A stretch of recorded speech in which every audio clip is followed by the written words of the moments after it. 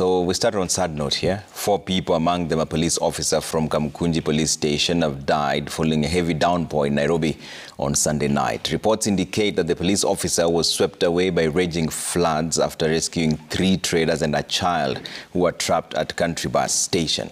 Nairobi Governor Johnson Sakaja says over 1,000 families from 7 low-income settlements were affected by the raging floods. The report produced by Getete Njoroge. What started as showers of blessings on Sunday night quickly turned to a night of agony for thousands of Nairobi residents. From fallen trees blocking roads, as was witnessed along Dennis Pritt Road, to the expressway turning to a small lake, the city was thrown into chaos as motorists and pedestrians braved the heavy downpour to get home and seek shelter. It was not until Monday morning when the destruction was evident. Learning for these grade 7 pupils at Quarry Primary School was disrupted for the better part of the day.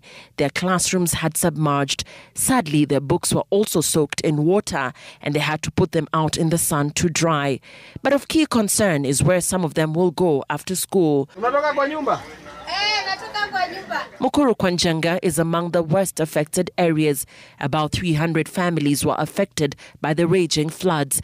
They have been forced to live in submerged houses, walk on water as they wait for help. Nguo zangu zimekuwa maji, chakula imekuwa maji, hata kitanda ilikuwa tu maji, everything imekuwa too wet. And nimekuwa like, oh my God, tunaanzia wapi? Maji ikiingia kwa nyumba unapata unajikuna, hauna amani. Wakati El Nino ilinipata kama tuko tu hapa, ilitupata tu, lakini hii imekuwa worst sana. The effect was not just at schools and homes, as roads and companies were also left counting losses. The usual busy enterprise road and industrial area was completely cut off. The heavy downpour formed a river along the road, making it impossible for motorists to use the road. Companies located along the road were also closed as members of staff could not access due to flooding. The worst thing is it's the second flooding after just a few months. We had the first one in January, mid-January, and we were just recovering. Now this one has hit us again. Looking there, you'll see vehicles submerged, brand new vehicles, some of them used, but brand new vehicles submerged. There's a bakery there with all the equipment submerged, the bread and everything. So all the go downs along that river there.